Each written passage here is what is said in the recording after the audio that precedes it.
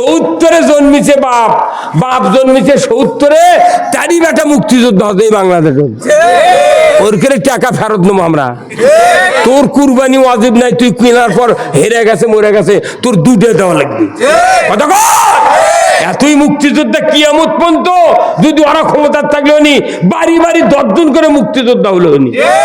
কথা কর কি ভাই, কথা কর না কা?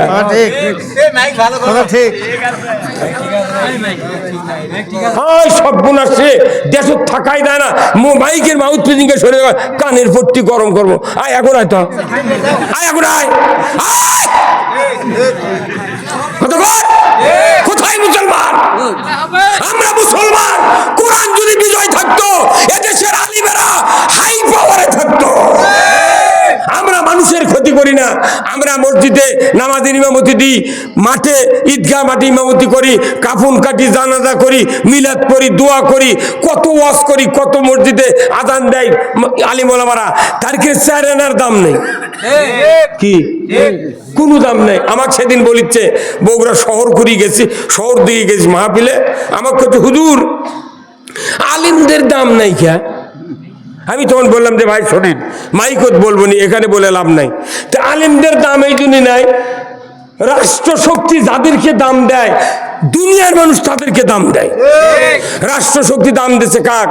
সচিব, DC, SP, OC, chairman, member, MP. কথা ঠিক কিনা ভাই?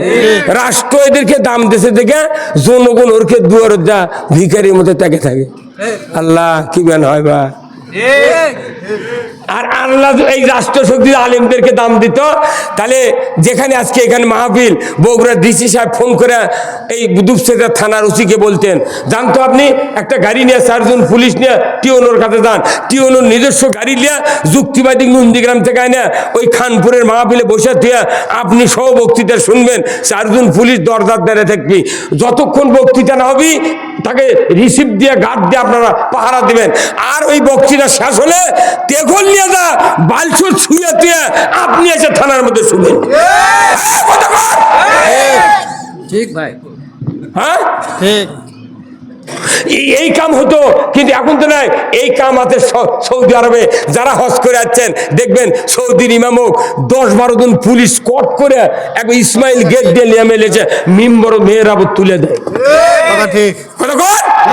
আর আমাদের দেশের মসজিদের ইমামক, মসজিদ কমিটি জীবনও ওই একটা মিটিং ওর ডাকে না, কিচ্ছু বানাও, খালি মরার সময় আছে বাপ বলে তখন কান দিতে, হুজুর হুজুরের 7টার সময় আসবেন, মরার সময় জানাজার সময় হুজুরের দাম, তাতে 4 আনার দাম নাই।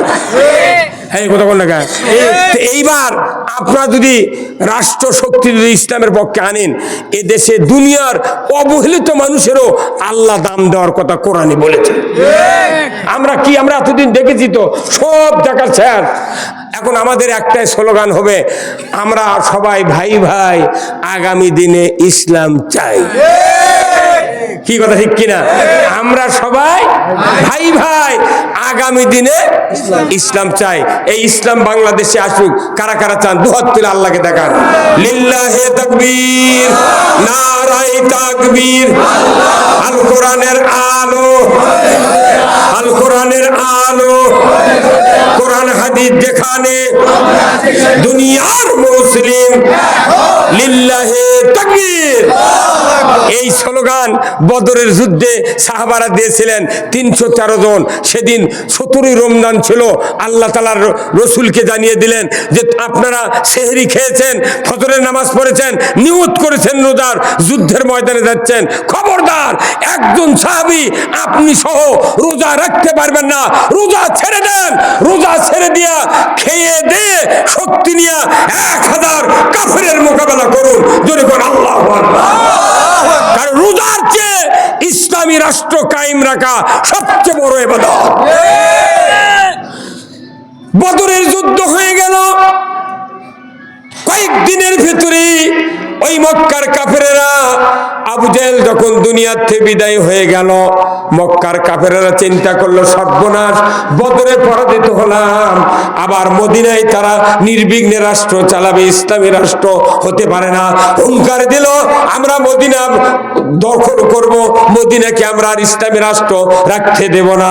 আল্লাহর নবী ঠিক সকালবেলা উঠে তামাম আনসার মুহাজিরদেরকে ডাক দিয়ে বললেন, আসুন আপনারা এই মদিনার ভূখণ্ডকে রক্ষা করতে হবে।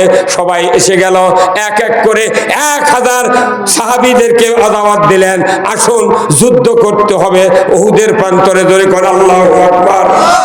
যুদ্ধ করতে হবে, 1000 সৈন্য দরকার। এক এক করে যুদ্ধে অংশগ্রহণের জন্য ওয়াদা নিচ্ছেন। দ্বীপ্রহের সময় একজন সাহাবী, লম্বা চড়া দেহ, মাথার চুল কোকড়ানো, গায়ের রং ফর্সা, মিডিয়াম স্বাস্থ্য, এই যুবকটি এসে রসুলের সামনে বললেন, আসসালামু আলাইকা ইয়া রাসূলুল্লাহ, আমি আপনার এই উহুদের যুদ্ধে আমি অংশগ্রহণ করতে চাই। আমাকে ব্যয় করা লাগে 11 ঘন্টা, 11 ঘন্টা ব্যয় করি। তারপরে আমরা কথাবার্তা বলি, গবেষণা করি, পড়াশোনা করি, নানান চিন্তা ভাবনা। এত পড়ার পরেও তাও আছে কোনো কোনো লোক আমাকে ভুল ধরে। এই সভাগুলোতে আছে 5 শ্রেণীর লোক। কয় শ্রেণীর? 5 শ্রেণীর। একটা পুকুরে দেখা 5 চোখা ডাকিলে মোয়া, কথা কন না, তারপর খলসা চুপুর চুপুর করে লড়ে, তার ইনকা হতে হতে হতে সেটা গুঁচি পর্যন্ত থাকে, কথা বলেন। আবার পুকুরে বিভিন্ন স্তরের মাছ আছে, কাতল উপরের খাদ্য খায়, সিলভার তার নিচে রুই, তারপরে কাতর মধ্যে মৃগেল। এইভাবে পুকুর সাজান আছে। আল্লাহ এক একজনা এক এক যোগ্যতা দিয়েছে। কিন্তু মাহফিলে যে 5 শ্রেণীর লোক আছে, প্রত্যেকের মনত বক্তৃতা ধরান লাগবে। এই জন্য কি বক্তৃতা করলে এখানে মানুষের ইসলাম বুঝবে, এই সাহায্য আল্লাহ যদি না করে দুনিয়ার কেউ ইচ্ছা করে বক্তব্য দিতে পারে না। নবীদের কাছে ওহী পৌঁছে দিয়েছেন আল্লাহ, কিন্তু আমাদের কাছে তো আর ওহী নাই। আমরা অনেক কথা পড়ে আছি, কিন্তু হুট করে দেখবেন সবার গেলে এক এক সময় এক এক কথা বাড়াচ্ছে। এবার করা মালিককে আল্লাহ।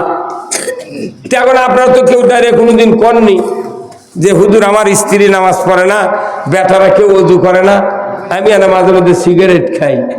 কেউ কছেন কোনোদিন? কেউ কয় না। যার মনে চাই মসজিদত যায়, নিজেই মনে করে জান্নাতি। আবার সবার গেলে মনে করে জান্নাতত বসে গেছে, আলহামদুলিল্লাহ। কিন্তু আমি আপনাদেরকে বলবো, আমরা যারা বক্তৃতা করি, এই পড়াশোনা করতে হয় কিসের কারণে? শুধু আমি সহ আপনারা যাতে আল্লাহর কিয়ামতের ময়দানে যেন মুক্তি পায়। তে মুক্তির পথ হলো কোরআন, কথা ঠিক কিনা? আল্লাহ কোরআনে বলছেন, লা ইয়াস্তাবি আসহাবুন নারি ওয়া আসহাবুল জান্নাহ। একবার শর্ট কোর্স। আল্লাহ বলছেন যারা জান্নাতে যাবে তারা হবে এক ধরনের, জাহান্নামে যারা যাবে তারা হবে আরেক ধরনের। কারোর সাথে কারো মিশ হবে না, কথা বলেন। তাহলে আপনাকে সিদ্ধান্ত নিতে হবে, আমি যদি জান্নাতে যেতে চাই তাহলে এখান থেকে জান্নাতের পথ ধরতে হবে, না মরার পর ধরার সুযোগ আছে? কেউ যদি মনে করে যে মরার পর জান্নাতে যাব, এর এই চিন্তা ভুল। বাঁচা থাকতে জান্নাতে যাওয়া লাগবে। মরার পরে কোটিবার সুবহানাল্লাহ করার সুযোগ নাই, আল্লাহর আইন মানার সুযোগ নেই, নামাজ আদায় করার সুযোগ নেই। তাহলে বাঁচে থাকতে আপনাকে বলতে হবে কি, যে আমি জান্নাতের পথে যাব। এখন জান্নাতের পথ কোনটি আপনি হয়তো লেখাপড়া জানেন না, আপনি বুঝতে পারবেন না। আমরা যখন দিনাজপুর থেকে বাড়াই, রাত্রের অন্ধকারে, গত রাত্রে আমার মাহফিল ছিল সেই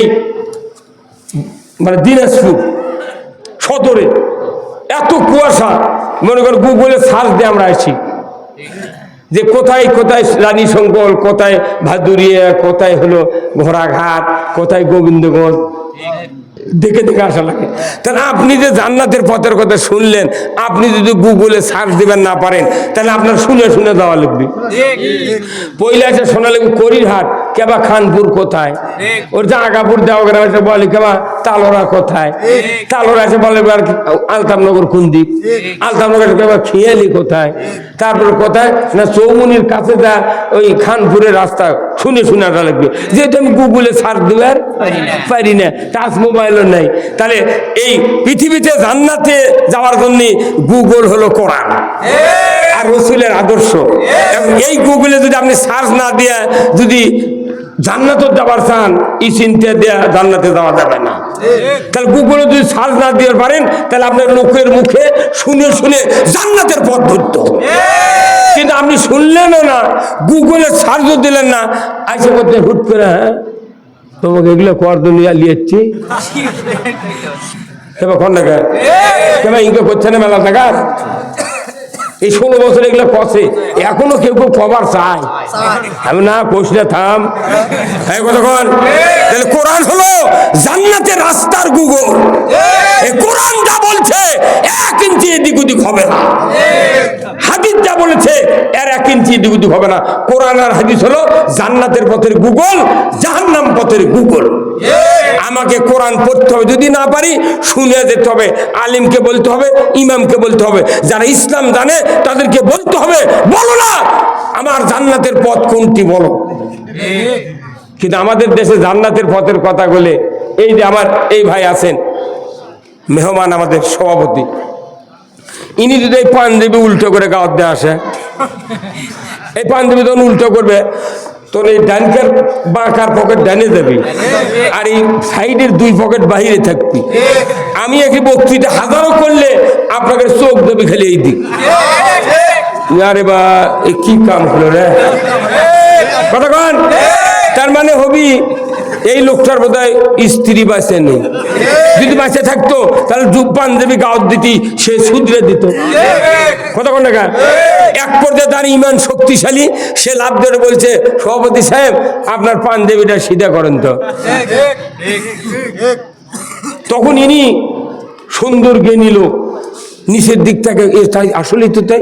তখন উনি বলবেন, ভাই আপনাকে ধন্যবাদ, আল্লাহ আপনার হাত দারাজ করুক, আল্লাহ আপনার অনেক দিন বাঁচে রাখুক। কতক্ষণ। এটা হলো পাঞ্জাবি উল্টা ধরে দিল, তারই জন্য দোয়া হলো। তাহলে এটা হচ্ছে উল্টো হলো দেখে আমি দোয়া করলাম শুধরে দেশে। তাহলে কোরআন শরীফ আল্লাহ তাআলা সূরা ফাতিহায় বলেছেন, ইহদিনাস সিরাতাল মুস্তাকিম, হে আল্লাহ তুমি আমাকে সরল সঠিক সিধা পথে পরিচালিত করো। সরল সঠিক সিধা। সরল কথাটা শিক্ষিত লোকেরা বোঝে, আর সঠিক মাঝারি শিক্ষিত, আর সিধা একটা হবু সবু। কথা বুঝবেন। তাহলে সরল সঠিক সিধা তিনটাই কোনো একই অর্থ। কিছু শিক্ষিত লোকের জন্য মাঝারি শিক্ষিত, আর নিম্ন পর্যায়ের লোকের জন্য কে সিধা। কতক্ষণ। আচ্ছা, পাঞ্জাবি উল্টো হলো, তখন যদি কেউ শুধরে দেয়, ওর হায়াত দারাজ করুক দোয়া করলো, আল্লাহ তোমাকে ভালো করুক দোয়া করলাম। চলার পথে তখন উল্টো চলুক, তুই সিধে করার কথা বলে খেয়ে বুঝছি গে। দুনিয়ায় চলার পথে সিধা পথ তারাই চলবে যারা আনআমতা আলাইহিম, নিয়ামত প্রাপ্ত লোকদের পথে যারা চলবে তারাই পথ ধরবে সঠিক পথ। পাঞ্জাবি উল্টা করলে দোয়া করি, উল্টে ধরে দিলে, আর দুনিয়ায় চলার পথে যদি উল্টে ধরে দিই জেলত তোলে, ফাঁসি দেয়। রাজনীতি করবো কে? তোরা রাজনীতি করে আমরা কি আঙ্গুল চষবো? আমরা যখন রাজনীতির কথা কই তখন হুজুর আবার খাবার চাচ্ছ ঘুম। আমি বলি যে না, আমরা ঘুম খাবো না, তোদের ঘুম খাওয়া বন্ধ করবো। কি কথা ঠিক কিনা ভাইরা আমার? আজকে যত মানুষ আমার সামনে বসে আছেন, প্রত্যেক বাড়িতে প্রায় 4 জন 3 জন 2 জন 1 জন করে ছেলে সন্তান আছে, যাদের বয়স 12 থেকে 22-32 বছর পর্যন্ত। আমি আপনাদেরকে বলতে চাই, বলুন তো তারা কি সবাই কি 5 ওয়াক্ত নামাজ আদায় করে? হ্যাঁ, তাহলে এদেরকে নামাজি বানাবি কে? আল্লাহ। আল্লাহকে মিটিং ডেকে আলিমেরাও বানাতে পারবে না, নামাজি বানাতে পারবে না। ওনাদের বাপ মা আলিমরা, তবলিগেরা, মসজিদের ইমাম, বক্তা, আওয়ামী লীগ, বিএনপি, জাতীয়বাদী, জাসদ, সুদারু, মদারু, জুয়ারু, চরমোনাই, হেফাজত, ইসলামী শাসনতন্ত্র আন্দোলন, দুনিয়ার কোনো মানুষকে আল্লাহ নামাজ কায়েমের দায়িত্ব দেয় না। আল্লাহ নামাজ কায়েমের দায়িত্ব দিয়েছে কোরআনকে বলতে হবে, কোরআন বলো এই সন্তানদেরকে নামাজি বানানোর দায়িত্ব হলো আল্লাযীনা ইম্মাক্কান্নাহুম ফিল আরদ আকামুস সালাতা ওয়া আতাউয যাকাতা ওয়া আমারু বিল মারুফ ওয়া নাহাউ আনিল মুনকার ওয়া লিল্লাহি আকিবাতুল উমুর। কার কথা? আল্লাহ। সূরা আল হজ 41 নম্বর আয়াত। আল্লাহ বলছেন, ও মুসলমান, যদি তোমরা প্রধানমন্ত্রী হও, সরকার হও, প্রেসিডেন্ট হও, ক্ষমতায় যাও, 4টা আইন চালু করবে। কয় আইন? কার কথা? এক নম্বর হলো নামাজ কায়েম করবে সমাজে, 2 নম্বর যাকাত আদায় করবে, 3 নম্বর ন্যায়ের আদেশ করবে, 4th নম্বর অন্যায়ের বারণ করবে। এতে আল্লাহ নিজে বলছেন এমন করে শক্ত করে, ওয়ালিল্লাহি আকিবাতুল উমুর, যে আমার পক্ষ থেকে সবচেয়ে বড় ধরনের একটা আদেশ সরকারকে দিয়ে দিলাম। মানে আল্লাহর আদেশের পরেই সরকারের আদেশও দাম দিবে মানুষ। সরকার যদি নামাজ কায়েম না করে, ওই মসজিদের ইমামের দ্বারা মুতাল্লি নামাজ পড়ে না। কি ভাই, তাই না? মুয়াজ্জিন দিয়ে যদি নামাজ কায়েম হবে, মেলা মুয়াজ্জিন 20 বছরে আজান দিচ্ছে, গায়ের মানুষ জুম্মা দেয়, ওর আজান শুনে মুয়াজ্জিনের বেটারাই জুম্মা দেয় না। কথা কোন দেখা? তাহলে মুয়াজ্জিন আজান দিয়ে লাভ কি? কথা কোন দেখা? এই জন্য নামাজি বানাবে সরকার, এটা ব্রেনে থাকতে হবে। তাহলে এই সমাজে যতগুলি ইমানদার আছে, পুরা জাতিকে নামাজি বানানোর দায়িত্ব হলো আল্লাহ দিয়েছেন সরকারকে। তাহলে যত সরকার 54 বছরে গেল, কেউ কি নামাজ কায়েমের কথা কথা? তাহলে বোঝা যাচ্ছে যে সরকার যদি নামাজ কায়েম না করে, এলে বক্তৃতা দিয়ে ওয়াজ করে, জুম্মার নামাজ পড়ে আর ঈদের নামাজ পড়ে নামাজি হবে না। সেই জন্য নামাজির তুলনায় বেনামাজি কয়েক কোটি বেশি। কি ভাই, কথা ঠিক কি না? তাহলে সরকার নামাজ কায়েম করবে, আল্লাহ বলেছেন। এই কথা আমি বললে আমি কি মামলা খাবো? সেই জন্য তো মামলা দিয়ে থামা করো। তোরা তো মাথা ব্যথা কে? মানুষ নামাজ পড়ে পড়ুক না, তোরা তো চিল্লে লাগবি কে? আপনার বেটা নামাজ না পড়ে কি হচ্ছে? এই যে যেগুলো বাপের বেটারা নামাজ পড়েনি, এই সন্তানগুলি যদি নামাজি হতো, নামাজি যদি হতো, আপনার মারা যাওয়ার পরও আপনার লাভ হতো। আল্লাহর নবী বলেছেন, দুনিয়ার কোন পিতা মাতা মারা গেল আর তার যদি নেককার নামাজি মোত্তাকি সন্তান থাকে, আমার রাসূল বলেছেন, ওই সন্তান যদি মা বাবার কবরের পাশে দাঁড়িয়ে বিসমিল্লাহ সহ একবার সূরা ফাতিহা, বিসমিল্লাহ সহ সূরা ইখলাস যদি একবার তেলাওয়াত করে, আমার রাসূল বলেছেন ওই সন্তানের নামায় আমলে 10 পারা কোরআন খতমের সওয়াব আল্লাহ তাআলা দিয়ে দেয়। একবার সূরা ফাতিহা পড়লে, একবার বিসমিল্লাহ সহ ইখলাস পড়লে 10 পারা কোরআনের খতমের সওয়াব কে দেয়? আল্লাহ। 2 বার যদি সূরা ইখলাস পড়া হয়, কয় পারা? 20 পারা। 3 বার যদি পড়া হয়, 1 খতমের সওয়াব। আমার নবী বলেছেন, ওই নামাজি সন্তান যদি মা বাবার কবরের পাশে দাঁড়িয়ে দোয়া করে, রব্বির হামহুমা কামা রব্বায়ানি সগীরা, যারা এই সন্তানকে নামাজি বানায় কবরে যাবে, ওই সন্তান যদি আল্লাহর কাছে দোয়া করে, আমার নবী বলেছেন 40 দিন ওই পিতামাতার কবরের আযাব আল্লাহ মাফ করে দেয়। সুবহানাল্লাহ। মাইকে ডাউন হাজার কি হবে? আমাকে দাওয়াত দিলে মাইক আনা লাগি, ফাটাফাটি মাইক। কতক্ষণ টাকা না, বাইরে খুব আওয়াজ, বুঝছেন? এত স্পষ্ট এই মাইকের আওয়াজ। আমি কয়েকজন ভাইন মাইক, কিন্তু এটি আছে সমস্যাতে ভেতরে। এখানকার লোক কথা বুঝেন তো, বাইরে যারা আছে ওরা ঘুম পারুক। কি ভাই, বাহিরে শুনে লাভ হবে না, শুনে লাগবে মাহফিলের প্যান্ডেলের লোক। এই কয়জন লোক যদি খালি মাথা ঠিক হয়, গোটা ডুবছে আদম দিকে দখল। আপনারা কি জান্নাত চান না? কারা কারা চান? দু হাত তুলে দেখান। হ্যাঁ হুজুর, উপর তোলে হাত। হ্যাঁ হুজুর, গায়ে পড়ালো সাদা হুজুর, হাত তোলে, হাত তোলে। নামার হাত। আমি দেখেছি যখন হাত তুলার কই হুজুররা খুব ইনকে করে তোলে, মনে তো মিয়া মাঝে নিয়ত বান্ধি ওরা। এই কথা কর, হাত তোলার কথা বললি বাঘের মতো হাত তুলতে হবে।